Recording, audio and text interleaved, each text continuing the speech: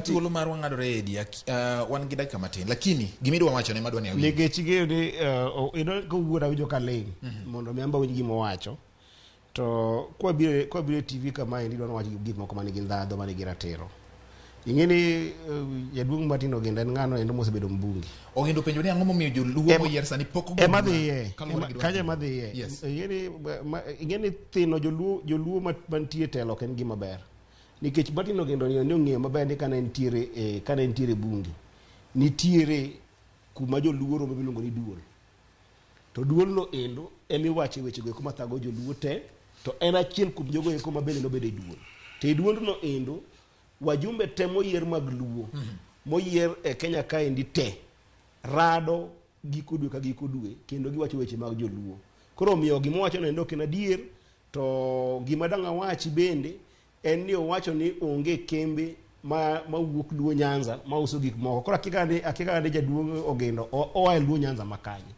Kech kiwuok Migori kuma wuok e kende. Wang'e maber ni ya nitiere Sony Sugar ma achiel kuom kembe go eko maduong' mogik magolo sukari makelo kendo iuso nationally. To Sony Sugar gima nego gin wajumbe machalo kaka Ogendo. Nikech wajumbe gi eki sani owuok gi tung' mosuo gidhi ka Ruto mondo mi ka Ruto bedo kodgi piny to miyo gi shares e kampuni gi eki kasti uso kembe gi eki dhi e lwet gima ni private sector. Okay, lwet japiny te lwet gi giwegi giwacho ni kembe gi eki ni management mar gi rach ok gi team maber. Kidwa ng'iyo kambi macho kaka kambi mar jomage mosemi ma in gi gadier ni shares ma sani endi Sony sababu endi bati Sony osebedo listed mondo usi mancho wuok maler kendo kata mabil madhi e parliament mage chiel kuom kembe mondiko privatization Kenya lo paro Eddy dong nowuok e ndalo sirkal mar Uhuru Kenyatta. Ndalo Uhuru Kenyatta kane wach ma Sony wuok mondo mi ousi ne jopiny obedo piny. Anyalo paro ka Raila Amolo Odinga obiro nyaka Sony ka antiere higa mano kalo chande magi miyo Sony 138 million mondo mi jopur mondo mi oduok Sony maber. Bochako mi Sony 178 million mondo los machines maggi. Ndalogo eko Sony ne loso siling million 500 kende. Sani endi capacity mar Sony en on loso billion 5.6. To sani Sony loso billion 5 e wang'e. Manyiso ni sani endi kida pimo teko mar Sony tipime giluongo ni iluongo ni recovery ratio. Tiene ya kokotene Sony tiang'no endo maromo tan 10 onego beni kirege to tan achiel golo sukari. Mana kipimo kaka king'e ni Sony tiyo maber. To mana kata king'e Transmara sugar. Mana kata Transmara tiyo maber oneno ka sanwa giluongo ni Mara sugar. Sani dhi e dukni. Kichak ing'iyo kendo ka moro ni Kuria sani endi warego rabuon kendo wuok dhi e pinje maoko. To gimomiyo Nyanza gik moko ok dhi maber en ni nitie wajumbe moko masani koro osekawo mwandu mwangu matin kata mana hero wan gi capacity mar mchele.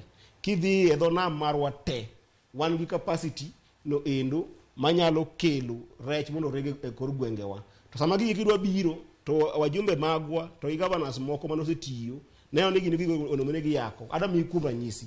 Kasa ni endi Ogendo wuoyo kuom ngeche kendo ngeche ne gi eki no ka ngeche go target go jakom ni maendeleo wan jogo matero jogo e maandamano gik makama okel dongruok e kor gwengewa.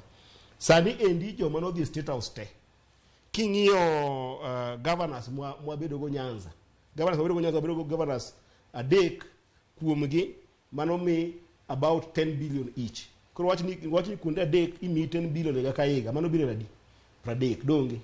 Aya omigo igni 10 mano billion adi modonjo lwet ga governors go. Ndalogo eko to yudo ka jakom Raila Amolo Odinga onge office moro amora madwach ni Raila Amolo Odinga nigi office moro moket ne basha moro kata mana pesa moro motimo development onge go. To Raila Amolo Odinga no endo emodhi mo negotiate ndeni mino ko wan go te Nyanza sani sama onge telo no endo.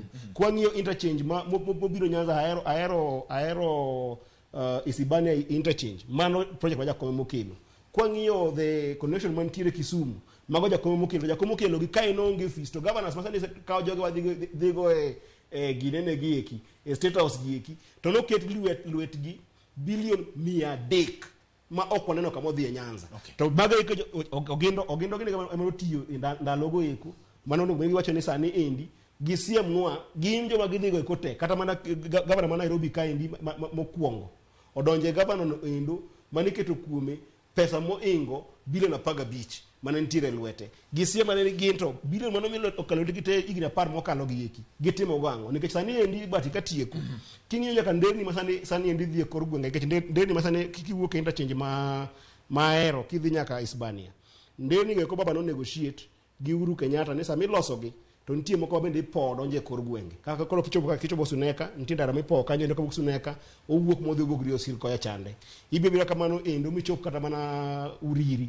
nitie ndara mane osebedo negotiated mawuok Stella kadhi nyaka kanye kadhi nyaka gogo fall no be mana kambi mabende stima mare biro national grid en kambi masamoro gindo kia koro king'iyo ndara madhi nyaka gogo no endo sani nyiso ni Ruto makele to ok Raila to gigo tene Raila we ka engineers maggi no se menya ka pesa gogo falls no we ko se mi 3 billion mosedonjo mabiro gogo fall ma an awuok 2 years ago ka no se go picha te mondo mi gogo falls omedi koro wawe thino gima Raila mono Odinga timo to wawe thino gima jotelo mose yier timo wacha nyango motiri state house tango mose mi state house no endo minongo development mose biro ne Nyanza kech sani endi kwang'iyo Kericho sani nitiere kambi molos kecho minongo ni West Valley Sugar olose within 6 months ma okalo gi eki to gionge gang'owa gi jopur tiang to kiwacho ni in mar state house pod rito kayo gendo no the state house ere kambi momiye meno duogo piny kuone to kidhi